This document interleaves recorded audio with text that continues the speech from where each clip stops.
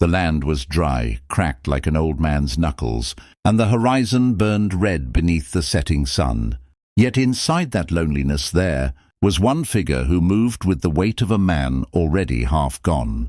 Caleb Hargrove, a rancher forgotten by most of the world, carried a shovel on his shoulder as if it were a cross meant only for him, his boots scuffing up the dust of a yard that hadn't heard laughter in over a decade.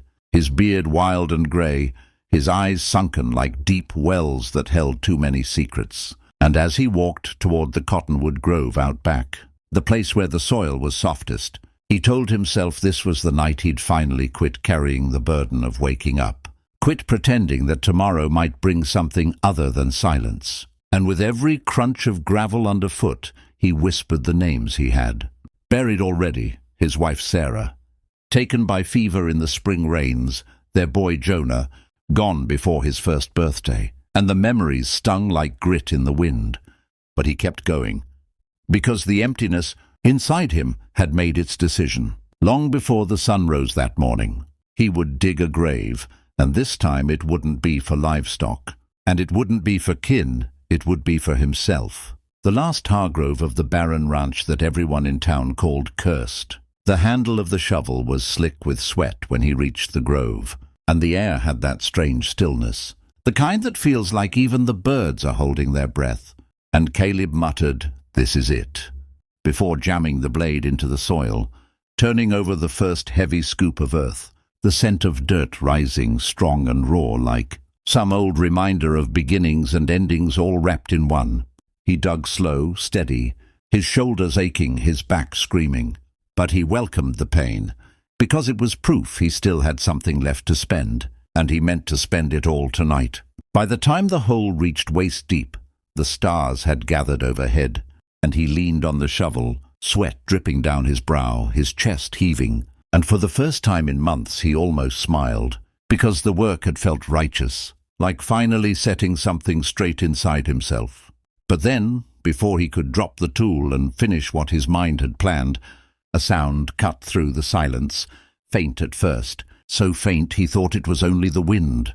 But then it came again, a cry, weak and broken, carried through the night like a prayer that had travelled too far, and Caleb froze, his head lifting, his ears straining, his heart kicking against his ribs because he hadn't heard another soul's voice on this land in years. He stood there with the moonlight washing the field silver, his eyes narrowing until the cry turned into a desperate groan, the kind that drags a man's feet whether he wants it or not. And without thinking he dropped the shovel and strode back toward the front gate of the ranch, his boots pounding hard, the dust rising behind him like ghost trails. When he reached the gate, he stopped dead in his tracks, because there, crumpled against the splintered wood like a rag doll left in the dirt, was a girl, no more than 20 by the looks of her, her dress torn, her hair wild with sweat and dust, her belly round with child, and her face pale as death itself. And Caleb felt something seize in his chest, something he thought had died years ago, the sharp, undeniable pull of another human needing him. She was breathing, shallow and ragged, and her lips trembled as she tried to speak, but only a broken whisper came out. "Help!" Before her eyes rolled back and she went limp in his arms as he caught her. For a long second he just stared down at her, torn between the grave waiting in the grove and the life collapsing at his feet. But the weight of her was real and warm, and her pulse still beat weakly against his calloused hand. And that was enough to make his choice. He lifted her carefully, her head resting against his shoulder, and carried her into the ranch house that had known nothing but silence for far too long. Inside, the air smelled of dust and cedar wood, and Caleb laid her down on the old couch, the springs creaking under her small frame, and he lit a lamp, the glow casting shadows across her face, and he saw the exhaustion carved deep into her features, the desperation of someone who had run too far for too long. He fetched water from the pump, dampened a cloth, and pressed it to her forehead, mumbling, "Don't you quit now. Girl, not on my floor," his voice gruff but trembling, because suddenly he wasn't the loner digging his own grave anymore. He was the rancher who had been given someone else's fight to shoulder, Hours passed in a blur of tending and pacing, and when she finally stirred, her eyes fluttering open, Caleb sat there in the chair across from her, hands clasped tight, staring like he'd been waiting for judgment, and she whispered hoarsely, "Please, don't send me back," before tears welled and spilled down her cheeks. And Caleb, who had sworn never to care again, felt something inside him break open like thunder rolling across the plains, and he said softly, "You're safe here, girl. You hear me? Safe." The words tasted strange on his tongue, but they felt right, and as the night stretched on, with the shovel still stuck in the half-dug grave out back, Caleb realized that death had come close to claiming him. But life, raw, fragile, unexpected, had collapsed at his gate instead, and from that moment forward, nothing about his lonely ranch or his hollow heart would ever be the same again. The dawn broke over the barren ridges like a blade cutting through darkness, spilling pale gold light across the weather-beaten ranch, and Caleb Hargrove sat on the porch with his hands wrapped around a chipped mug of coffee, staring at the horizon as if it might deliver answers, though what it had delivered instead, the night before, was the unconscious figure of a girl who now slept fitfully inside his house. The shovel was still out there in the grove, blade sunk in the half-dug grave, mocking him like a reminder of the man he had been only hours earlier, a man ready to bury himself and his sorrows once and for all. But now, with the faint sounds of the girl's restless breathing drifting from inside, Caleb felt the weight of something heavier than despair, responsibility, unwanted but undeniable, and it gnawed at him as steady as hunger. He told himself he could send her on her way once she had strength, told himself he owed her nothing, but when he went inside and saw her struggling to sit up, clutching her swollen belly, her hair matted with sweat, her face pale but her eyes wide with fear, all his arguments shriveled into dust, because he knew she wasn't just passing through. She was running from something or someone, and the way her trembling hands clung to the blanket made his chest ache with a memory of his own. Sarah clinging to him in labor, long ago, before fever stole her and left him with ashes for a heart.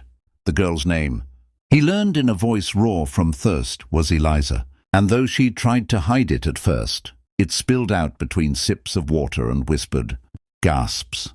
How she had been promised to a man twice, her age in town, a cruel man with wealth and power who saw her womb as his property, not her life as her own. And when she could no longer bear the thought of shackles disguised as vows, she fled, carrying nothing but the clothes on her back and the child inside her, pushing herself through miles of dust road until her body gave out at Caleb's gate. Listening to her story, Caleb felt the old rage he had buried with his youth flicker alive again, a heat in his gut he hadn't known in years, and he clenched his fists until the knuckles cracked. Not because he wanted trouble, but because trouble had a way of hunting the broken, and Eliza was too fragile to stand against the kind of men she had described. Days passed in a strange rhythm, Caleb tending to her needs with a gruff silence, cooking beans and bread, fetching water, patching the roof above her room so no leaks would trouble her sleep. And Eliza, though shy and timid at first, began to fill the house with a presence it hadn't known in a decade, soft hums as she tidied, whispered thanks, and sometimes tears when the weight of her fear pressed too heavy. And though Caleb tried to keep his distance, something inside him shifted every time. She smiled weakly or pressed a hand over her belly as if reminding herself that life, not death, was her companion. The ranch itself seemed to breathe again. The horses, restless for years, grew calmer at her gentle touch. The hens laid eggs more plentiful than Caleb remembered, and even the wind through the cottonwoods sounded less like mourning and more like promise. Yet he never let himself forget that shadows still reached for her from beyond his gate. Sure enough, one evening as the sky turned the color of rust, Caleb spotted riders far off on the ridge, silhouettes against the dying light, and his stomach hardened like stone, because men didn't ride in that formation unless they were hunting, and in the pit of his soul he knew they weren't hunting cattle. He didn't tell Eliza what he saw, didn't want to set fear clawing at her already fragile heart.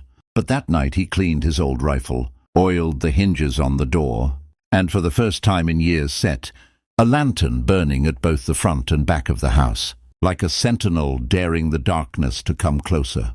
When the knock came 2 days later, it wasn't timid. It rattled the wood hard and sharp, and Caleb's hand went to the rifle leaning by the wall as he opened the door to find 2 men in dust-stained coats, their faces shadowed under wide brims, eyes cold as rattlesnakes. And one of them drawled, "Evening, mister. We're looking for a girl, young, heavy with child. You seen her pass this way?" Caleb felt Eliza freeze in the kitchen, the cup in her hand shattering against the floor, and in that silence the grave he had dug days earlier flashed in his mind, reminding him he had planned to be done with life, but now here it was demanding whether he would live for something bigger than his grief. He squared his shoulders, spit into the dirt, and said low, "Ain't seen no one. Just me and the ghosts out here," his voice steady though his heart thundered. And the men stared at him long enough that the air itself seemed to shrink. Then one smirked and said, "Funny thing, mister. Ghosts don't break fences in the night," before turning his horse with a slow menace that promised they'd be back. When they finally rode off, Caleb closed the door, bolted it, and turned to find Eliza trembling, tears streaking her cheeks, whispering, "I can't go back.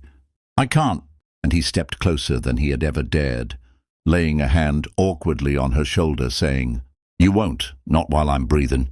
From that night forward, the ranch was no longer just a place for one man's solitude. It became a fortress, a sanctuary carved out of dust and stubborn will, and Caleb found purpose in every nail he hammered, every fence he mended, every bullet he counted, because for the first time in years, his fight wasn't against himself, but against the world that would harm the fragile life entrusted to him. Weeks bled into months, Eliza growing heavier with child, Caleb growing leaner with work, and though fear hung over them like storm clouds, so too did hope, fragile but fierce, binding the loner rancher and the runaway girl in a bond neither of them could have imagined when fate first collided at the broken gate. And in the quiet hours, when the wind died and the fire burned low, Caleb would sometimes glance toward the grove where the half-dug grave still yawned, and he would almost laugh at the cruel joke of it, that in the very place he had chosen to end his story, life had written him into another man altogether, a man who might yet have something worth dying for, or maybe, just maybe, something worth living for,